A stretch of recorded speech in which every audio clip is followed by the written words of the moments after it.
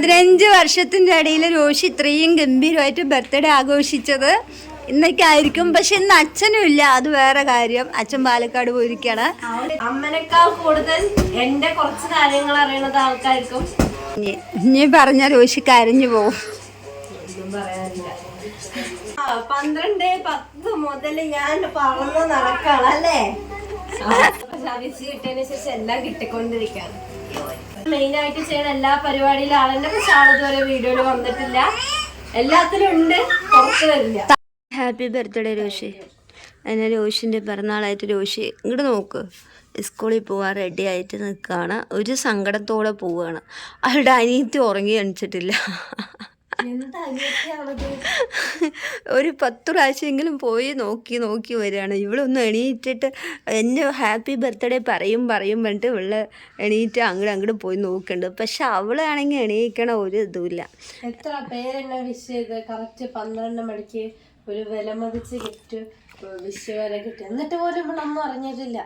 റോഷി ആ വിഷ് കിട്ടിയതിന് ശേഷം വേറെ ഒന്നും എനിക്ക് വേണ്ട. എനിക്ക് ഏറ്റവും കൂടുതൽ ഇങ്ങനെ നോക്ക്, അയ്യോ ജീവിതത്തിൽ ഭയങ്കര സന്തോഷമുള്ള നിമിഷം, അയ്യോ അയ്യോ അയ്യോ എന്ന് പറഞ്ഞു ഭയങ്കര ഇതായിരുന്നു. അത്രയും ഹാപ്പിനെസ് ആയിരുന്നു റോഷിക്ക്. അല്ലേ റോഷി? അറിഞ്ഞിട്ടില്ല. അവള് സുഖമായി ഉറങ്ങുന്നുണ്ട്. അവൾക്ക് വേറെ ഹാപ്പിനെസ്സും എനിക്ക് ഇങ്ങനെ, അത്രയേ ഉള്ളൂ.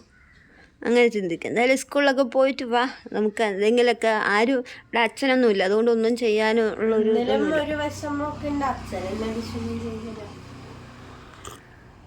അപ്പോൾ അങ്ങനെയൊക്കെയാണ്. നോക്കട്ടെ, പറ്റണ പോലെ എന്തെങ്കിലും ചെയ്യാം. മിഠായി വാങ്ങിച്ചിട്ടുണ്ട് കുട്ടി.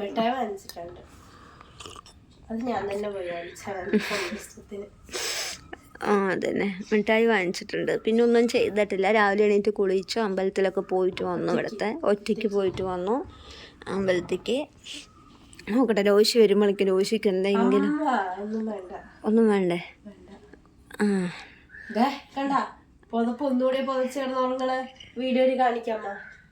അവൾ അങ്ങോട്ട് തിരിഞ്ഞ് കിടന്നുറങ്ങി. അവിടെ കിടക്കണ്ട്. അവളുടെ മനസ്സിൽ എപ്പോഴും നീ ഉണ്ടാവും ജോഷി. അപ്പം എന്തായാലും സ്കൂളിലൊക്കെ പോയിട്ട് വാ. ഇവിടെ പനീർ കറി റെഡി ആയിട്ടുണ്ട്. ഞാൻ ഇതിന് മുന്നേ വെച്ചിട്ടൊന്നുമില്ല കേട്ടോ. യൂട്യൂബിലെ വീഡിയോസ് കണ്ട് നോക്കി വെച്ചതാണ്.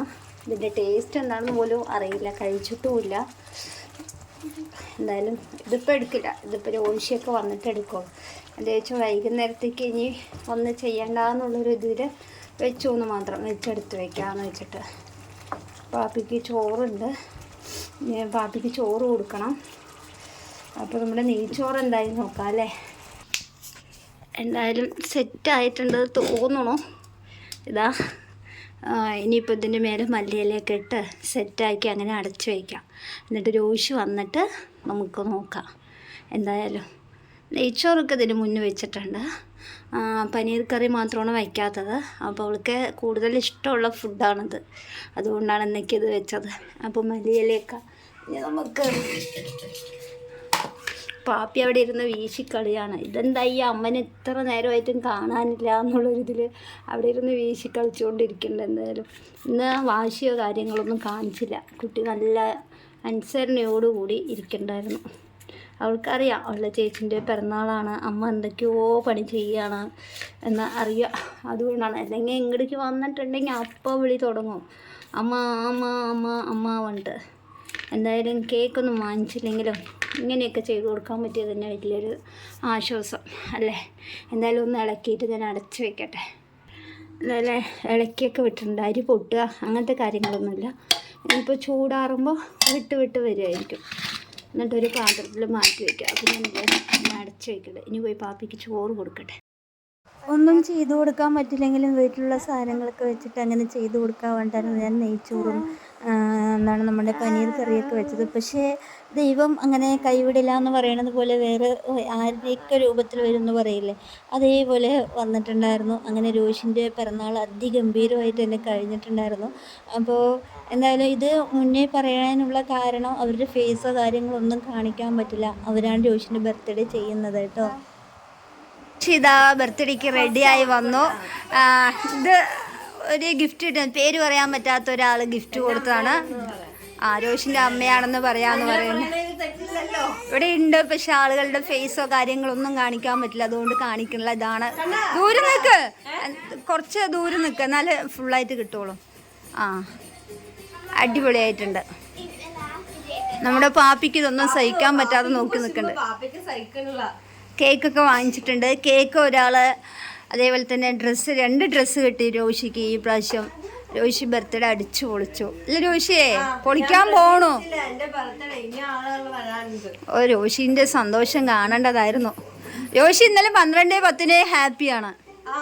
12/10 മുതൽ ഞാൻ പറന്ന് നടക്കാണ് അല്ലേ? ഭയങ്കര ഹാപ്പി ആയിട്ട് നടക്കാണ്. ഇനി ഒന്നും വേണ്ട. ആ ഒരു വിശ്വാസം കിട്ടിയിട്ട് രോഷി പറഞ്ഞൊരു കാര്യമാണ്, ഒന്നും വേണ്ട എനിക്ക്. സത്യമാണ്, കറക്റ്റായ കാര്യമാണത് ശരിക്കല്ലോ. അപ്പൊ ഇനി രോഷി അടുത്ത ഡ്രസ്സ് ഇട്ടിട്ട് വരും. ഇതാണ് രോഷിന്റെ രണ്ടാമത്തെ ഡ്രസ്സ്. എങ്ങനെയുണ്ട്? ഇതും ഗിഫ്റ്റാണ്. ഇതാരാ രോഷി? അതാ അമ്മ. ഇത് വാക്കുകളില്ല. അപ്പൊ അങ്ങനെ ഒരു ഇതാണ്. ഭയങ്കര ഹാപ്പി. രോഷി 15 വർഷത്തിന്റെ ഇടയിൽ എനിക്ക് ഇഷ്ടമായില്ലടി.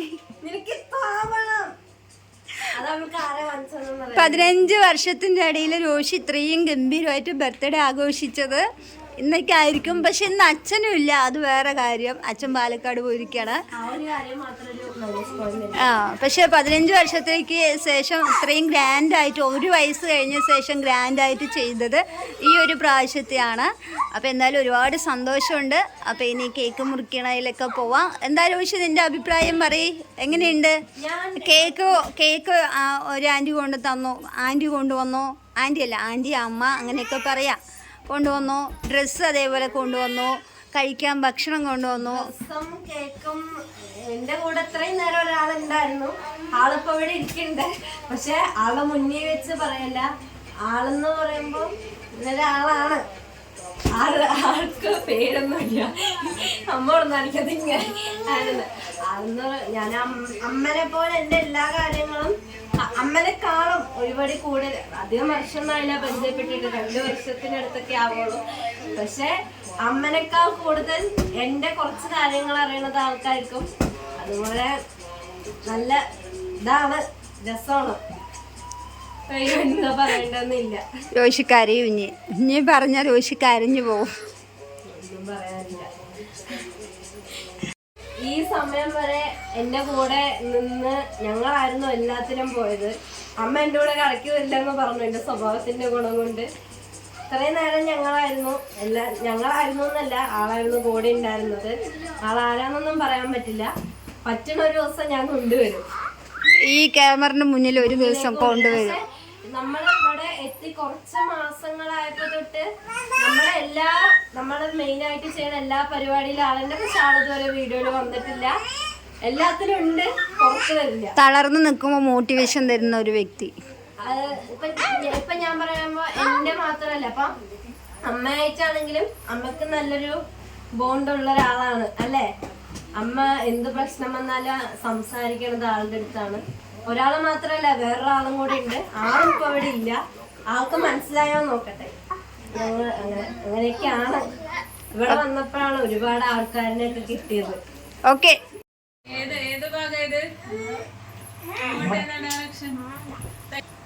വന്നോ.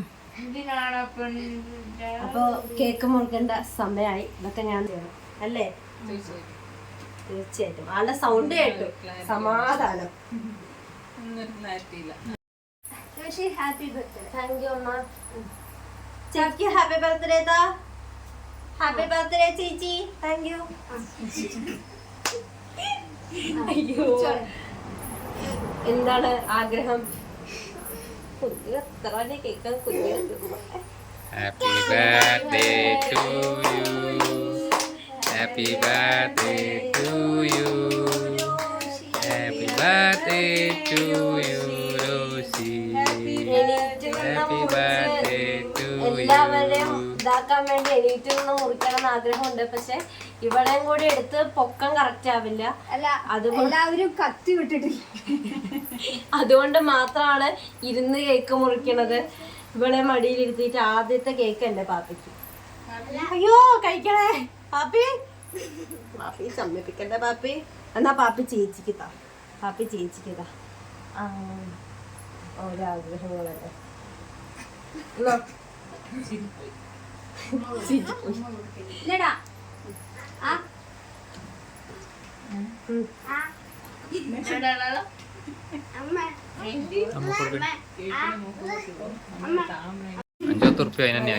നിങ്ങളെ ഞാൻ വിളിച്ചത് താങ്ക് യു. ഞാൻ വിളിച്ചത് മന്നയിലാണ് കാര്യം. ഒരാൾക്ക് കൊടുക്കട്ടെ, വളരെ വളരെ വേണ്ടപ്പെട്ട ഒരാൾ. വെറുതെ അമ്മന്റെ സ്ഥാനം നൽകണമെന്ന് പറഞ്ഞിട്ട് മാത്രം കാര്യമില്ല. എന്റെ അടുത്ത് വന്ന് നിൽക്കാത്തതുകൊണ്ടാണ്.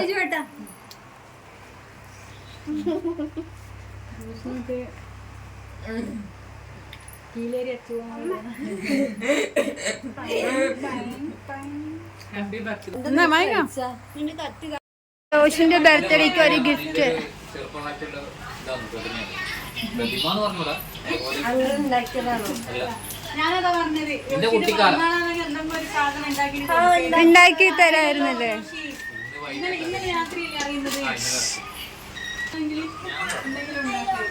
ഞങ്ങൾക്ക് അങ്ങനെയൊന്നുമില്ല, എല്ലാവരും എടുക്കും. ഒരു ഗിഫ്റ്റ് തുറക്കാൻ പോലും അറിയില്ല, ഉണ്ടാക്കാൻ വയസ്സായി. ഞാൻ പാപ്പിന്റെ ബർത്ത്ഡേന്റെ ഗിഫ്റ്റ് മാത്രം കൊടുത്തു.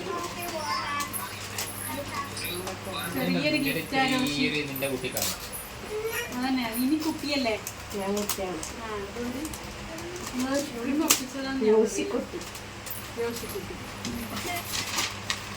എന്റെ സുന്ദരി പാപ്പി അവിടെ ഒരു ബിസ്ക്കറ്റും പിടിച്ചിട്ട് അവിടെ ഇരിക്കണ്ട്.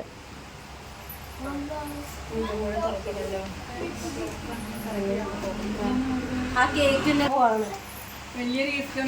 Thank you.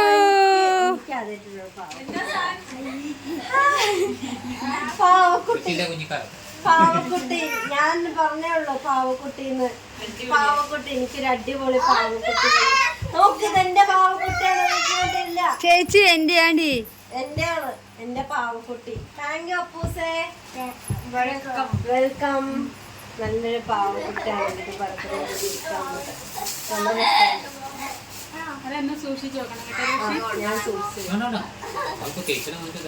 ഞാൻ ഇന്ന് സൂക്ഷിച്ചു. പ്രതീക്ഷിക്കാനല്ല രോഷിന്റെ പിറന്നാളിന് വന്ന് എന്നാലും അറിഞ്ഞില്ല. രോഷിയെ അറിയില്ല. രോഷിന്റെ പിറന്നാളിൽ കേക്ക് മുറിക്കോ ഡ്രസ്സ് വാങ്ങിക്കോ എന്നൊന്നും രോഷിക്ക് അറിയില്ല. അമ്മ പറഞ്ഞു ക്ലാസ്സിന് നൈറ്റ് ക്ലാസ്സിന് കിട്ടണ്ട പെട്ടെന്ന് വന്നു, അത്രേ പറഞ്ഞു. എന്റെ ചെറുപ്പകാലത്ത് സത്യം പറഞ്ഞാൽ എനിക്ക് ചെറുപ്പത്തിൽ ഇതുപോലത്തെ സാധനങ്ങളൊന്നും കിട്ടിയിട്ടില്ല. എനിക്ക് അങ്ങനത്തെ ഒരു ഗിഫ്റ്റ് കൊണ്ടുവന്നേ. ഓ എല്ലാം അറിയാം. ഈ ചെറിയ കുട്ടിയല്ലേ രോഷി. അപ്പൊ എന്തായാലും ഫുഡൊക്കെ കഴിക്കാം അല്ലേ ഇനി. അങ്ങനെ ഒരുപാട് സന്തോഷം, മനസ്സും വയറും കണ്ണും ഒക്കെ നിറഞ്ഞെന്ന് പറയുന്ന ഒരു അവസ്ഥയിലായി. നമ്മൾക്ക് ഫുഡ് ഇതൊക്കെയാണ് കേട്ടോ. നമ്മൾ നെയ്ച്ചോറ് വീട്ടിലുണ്ടാക്കിയത്, പിന്നെ കറിയും പൊറോട്ടയും കടയിൽ നിന്ന് വാങ്ങി.